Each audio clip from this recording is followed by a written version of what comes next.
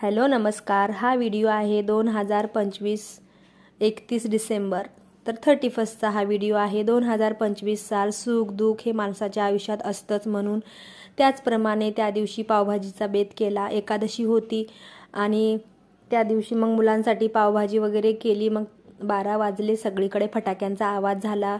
मग 12 वाजून 1 मिनिटांनी आम्ही ही पेस्ट्री अशी कट केली, तोंड गोड केलं। 2026 साल सुरू झाला। मग 2 तास झोप घेतली। सकाळी पहाटे उठून आंघोळ्या वगैरे केल्या, देवपूजा केली आणि कोरा चहा घेऊन आम्ही निघालो। तर आता निघालो आहोत स्टेशनला। तर कुठे जाणार आहोत लवकरच तुम्हाला कळेल।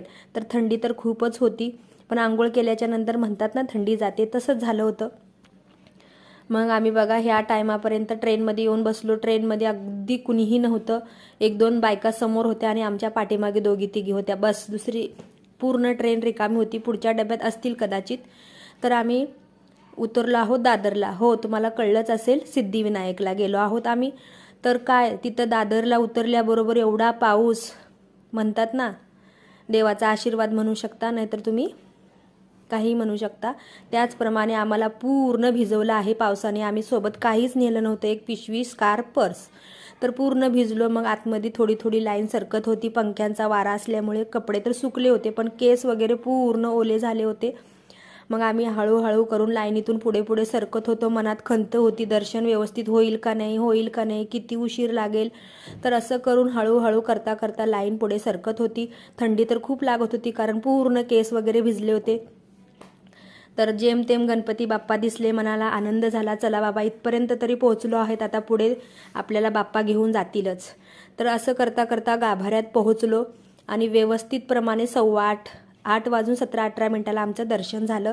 आतमध्ये व्हिडिओ वगैरे काढायला अलाउड नाही, तरीसुद्धा इथपर्यंतचे व्हिडिओ काढले आहेत। तर दोघीच गेलो होतो, मायलेकी। तर जेवढे होतील तेवढे माझ्या लेकीने व्हिडिओ काढले होते। तर बघू शकता तुम्ही गर्दी। पण पुढे गेल्यावर रांग मस्त हळूहळू पुढे सरकत होती। तर तिच्या केसाला मी स्कार्फ गुंडाळला असल्यामुळे तिचे केस बरोबर राहिले। मला हसत होती, मम्मी व्हिडिओमध्ये तुझी केस शेपटीसारखे दिसत आहेत। तर मी बोलली देवाचा व्हिडिओ काढ, माझ्या केसांचा नको। तर चला, असं काहीतरी कॉमेडी करून आम्ही रांग पार केली, दर्शन घेतलं। तर तुम्हाला कळलंच असेल, आम्ही मुखदर्शन घेतलं। एवढ्या लवकर जाऊन सुद्धा आम्ही चरण दर्शन आम्हाला भेटलेलं नाही।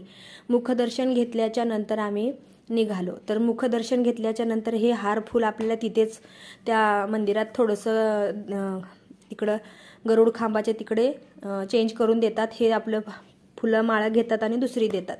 मग असं करून आम्ही दर्शन घेऊन बाहेर आलो। तर खरंच मला वाटतं चरण दर्शन